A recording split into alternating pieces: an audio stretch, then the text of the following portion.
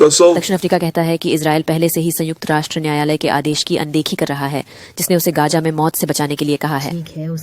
दक्षिण अफ्रीका के विदेश मंत्री ने यह भी पूछा कि इजरायली प्रधानमंत्री के गिरफ्तारी का आदेश क्यों एक अलग अंतर्राष्ट्रीय आपराधिक न्यायाधीशालय में दक्षिण अफ्रीका ने लाए अन्य मामले में अभी तक नहीं जारी किया गया है।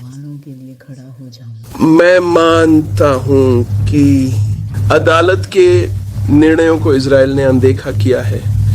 पिछले 3-4 दिनों में सैकड़ों लोग मारे गए हैं और स्पष्ट रूप से इजरायल को विश्वास है कि इसे जैसा चाहे वैसा करने की अनुमति है। इसलिए दुनिया को विचार करना होगा, क्योंकि हमें एक बिंदु पर पहुंचना होगा जहां हमें सोचना पड़ेगा हम क्या करें। ऐसे कार्यों को रोकने के लिए इजरायल के साथ ही नहीं बल्कि दुनिया की किसी भी पार्टी के साथ घटित हो रहा है। विदेश मंत्री ने कहा कि दक्षिण अफ्रीका वैश्विक समुदायों के लिए अन्य उपाय प्रस्तावित करने में नहीं देखेगा।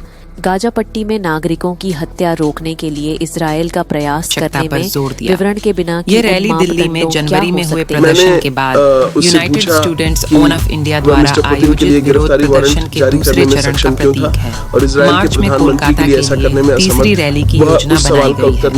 एसएफआई की अखिल भारतीय संयुक्त सचिव दीक्षिता धर ने गठबंधन के रुख को दोहराया। हम भाजपा के नफरत और धर्म के एजेंडे के खिलाफ खड़े हैं। हम छात्रों के लिए एक एजेंडा की मांग करते हैं, जिसमें गुणवत्तापूर्ण शिक्षा सभी के लिए सुलभ एक दिन में छात्र समूहों ने एनआईपी से जुड़ी विभिन्न चिंताओं पर प्रकाश डाला, जिनमें शामिल है शिक्षा का बढ़ता व्यवसायीकरण, चिकित्सकों की शिक्षा के विलासिता और वंचित समुदायों के लिए दुर्गम बनने का डर, शिक्षा प्रणाली का केंद्रीकरण, शिक्षा में संघवाद और राज्य की स्वायत्तता का क्षरण, रटने और आलोचनात्मक सोच को कम करने पर ध्यान दें, रचनात्मकता और नवीनता को दबाने के बारे में चिंताएं, सामाजिक न्याय और समावेशन के लिए खतरा, वंचित समूहों का संभावित हाशिए पर जाना।